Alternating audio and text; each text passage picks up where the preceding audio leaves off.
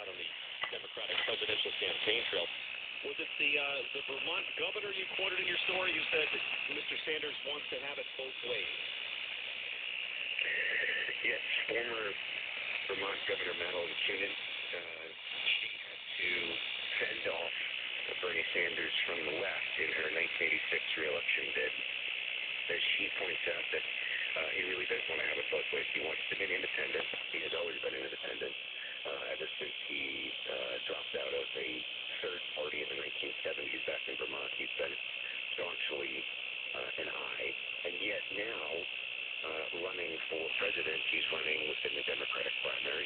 He's actively seeking a Democratic nomination, something he has never done.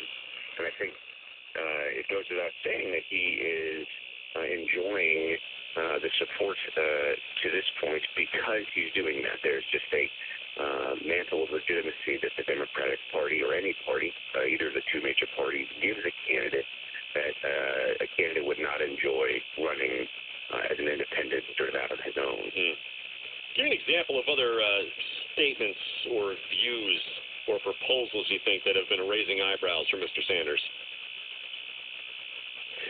Well, I mean, I think the biggest thing, the biggest problem potentially for him in the coming months, the better he does, the longer he goes, is this long record of anti-Democratic Party sentiments. And there are plenty of Sanders supporters who say these are things he said the most in the 70s and 80s, maybe 80s in particular. His rhetoric has softened over time since he's come to Washington. He's had to learn to work with others, both Democrats and Republicans. He does caucus with the Democrats in the Senate.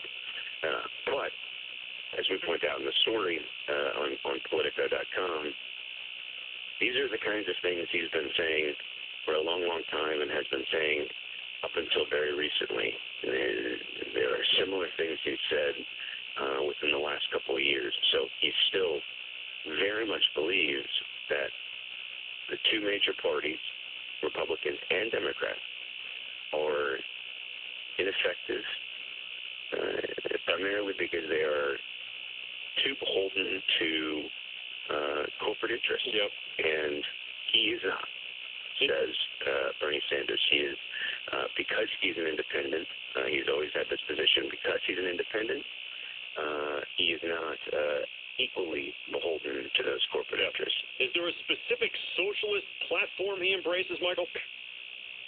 No. So he describes himself as a democratic socialist. This does not mean that he's a member of the Socialist Party of America or any socialist party. Okay. That is something that is different about him as a socialist than is the case with many who also call themselves socialists. He is an independent.